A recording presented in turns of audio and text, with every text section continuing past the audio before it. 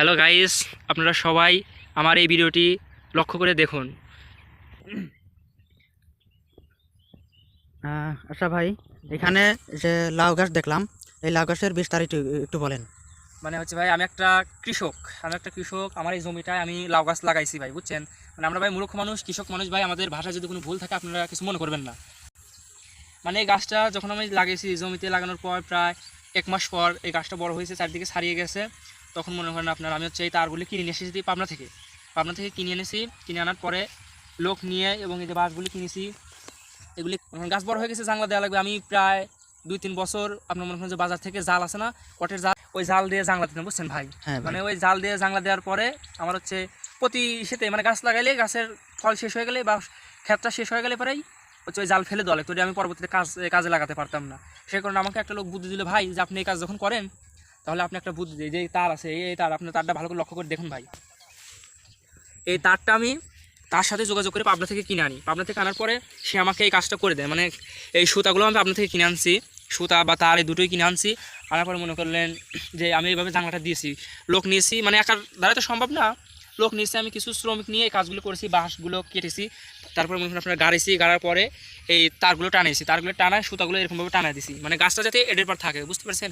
মানে গাছটাই সুতার পর থেকে দেখেন, যেহেতু গাছটা সুতার পর থেকে এরকম বেয়ে আসবে, এরকম বেশি ছাড়িয়ে যাবে, তখন মনে করেন যখন আমার যখন গাছে লাউ ধরবে, তখন মনে করেন এই লাউগুলো এখান থেকে দেখা যাবে, ঝুমঝুম দেখা যাবে। বা 1 সপ্তাহ 10 দিন পরেই আমার এই গাছে লাউ ধরবে, মানে ফুল আসবে, লাউ ধরবে।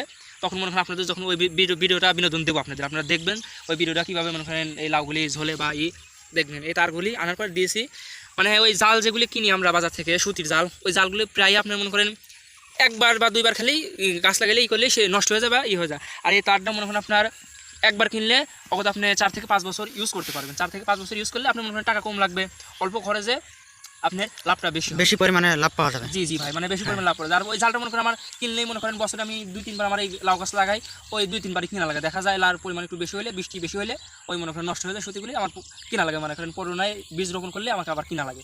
সেই জন্য সে বুদ্ধিটা দিয়েছিল। পরে এই তারটা আমি এনেই করেছি, আজ 3 বছর যাবত আমি এই তারটা ইউজ করতেছি। এই 3 বছর দেখেন বেলা তার কোনো কিছু হয় নাই। আমি যখন এই গাছ শেষ হয়ে যায় তখন মনে করেন এই তারটা আমি শ্রমিক নিয়ে এবং নিজে থেকে এই তারগুলি খুলে বাসায় নিয়ে যায় জমি আবার চাষ করি। চাষ করার পরে সময় মতো উপযুক্ত সময়ে আমি এই মনে করেন লার বীজ রোপণ করি। লার বীজ রোপণ করার পরে আপনি মনে করেন গাছ জ্বালিয়ে গেলে সার টার দিয়ে, বীজ দিয়ে, কীটনাশক ইউজ করে আপনার মনে করেন যে ঘাস আছে, দেখেন ঘাস দেখা যাচ্ছে, এই ঘাসগুলো আমি নিজে কেটে পরিষ্কার করে, মানে দেখেন লার গাছ দেখেন, এখানে 3টা গাছ রোপণ করেছিলাম, 3টে মাশাআল্লাহ আল্লাহর রহমতে 3টা গাছই হয়েছে। এরকম মনে করেন দেওয়ার পরে যখন উপযুক্ত সময় হয়ে যাবে, গাছ বড় হয়ে যাবে, 1 মাস বা 40 দিন পরে ওই আমি আবার পুরোনো যে তারটা বাসায় রেখে দেবো, ওইটা আবার মনে করেন আপনার এই হচ্ছে জাংলা দেবো। এই জাংলা দিলে এটা অল্প খরচে মানে আপনার লাভ বেশি হবে।